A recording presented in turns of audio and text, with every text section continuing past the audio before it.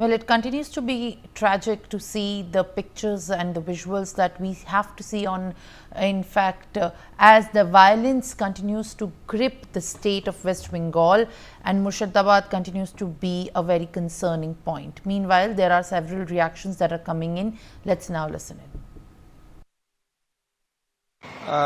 The situation is tense, but it is under control. 8 companies of CRPF, including 4 RAF companies, are deployed here, and they are quite active. Sir, many pocket tense situation is there. We have seen that today morning RAF forces deployed over here. So after deployment of RAF force, certain changes in situation? Definitely. There has been increase in confidence of people. Wherever we have gone, they are asking for the forces to establish their camps inside, and we are in the process of establishing those. ये law and order situation किसका हाथ में है? मुख्यमंत्री कहाँ है? जो पश्चिम बंगाल का जो अभिभावक है हम लोग का, वो कहाँ है?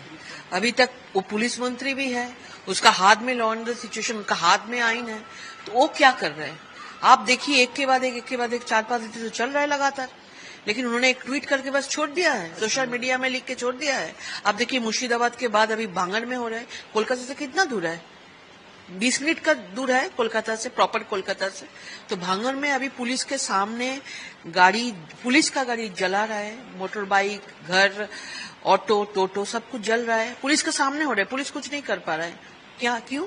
क्योंकि ऊपर से नवान्न से मुख्यमंत्री जी का निर्देश है कि कुछ मत करो, उन लोगों को करने दो, क्योंकि उसको वोट बैंक का पॉलिटिक्स है। 30% वोट बैंक उनको चाहिए, इधर उधर नहीं जाना चाहिए, इसलिए ये सब कुछ कर रहा है। आप देखिए कैसे लोगों का, हम लोग 1971 में देखे थे कि पलायन देखे थे, अभी हम लोग देख रहे हैं फिर से पश्चिम बंगाल में ऐसा पलायन हो रहा है कि एक डिस्ट्रिक्ट से और दूसरा डिस्ट्रिक्ट में जा रहा है।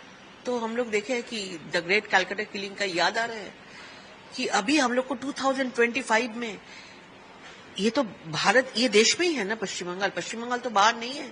तो देश में कोई जगह में ऐसा घटना घट रही है जहां पे हिंदू लोग घर छोड़ के दूसरा जगह में शेल्टर रहे हैं। बहुत शर्म का बात है। मुख्यमंत्री को रिजाइन देना चाहिए, क्योंकि मुख्यमंत्री जी के लिए भी शर्म का बात है, क्योंकि वो भी एक हिंदू है। कैसे एक हिंदू होके, एक महिला होके, महिला लोगों का जो आप लोग देखे है कि क्या कितना आंसू बहा रहा है, क्या क्या सब इंसिडेंट बोल रहा है, भयानक इंसिडेंट बोल रहा है। तो मुख्यमंत्री लोगों का एक भी कुछ नहीं हो रहा है।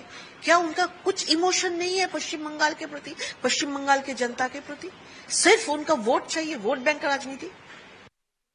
अगर किसी भी प्रदेश में, अगर उस प्रदेश की सरकार वहां की कानून व्यवस्था को संभालने में फेल होती है और लगता है कि पुलिस बल कम पड़ रहा है, तो देश सरकार की जिम्मेदारी बैठती है कि वो देश की एजेंसीज को, देश की जो उससे संबंधित फोर्सेस हैं, उनको वहां लगाएं और उस प्रदेश को कंट्रोल करके अच्छे ढंग से चलाएं, जिससे वहां कोई ऐसी आगजनी ना हो जिससे लोगों की जान और माल का नुकसान हो। तो ये केंद्र सरकार अगर इस तरह कर रही है तो ये तो अच्छी बात है। वहां की प्रदेश सरकार की मुखिया अगर इसको पसंद नहीं कर रही है तो पता नहीं क्यों ऐसी बात कर रहे हैं। ये तो प्रदेश के हित की बात है।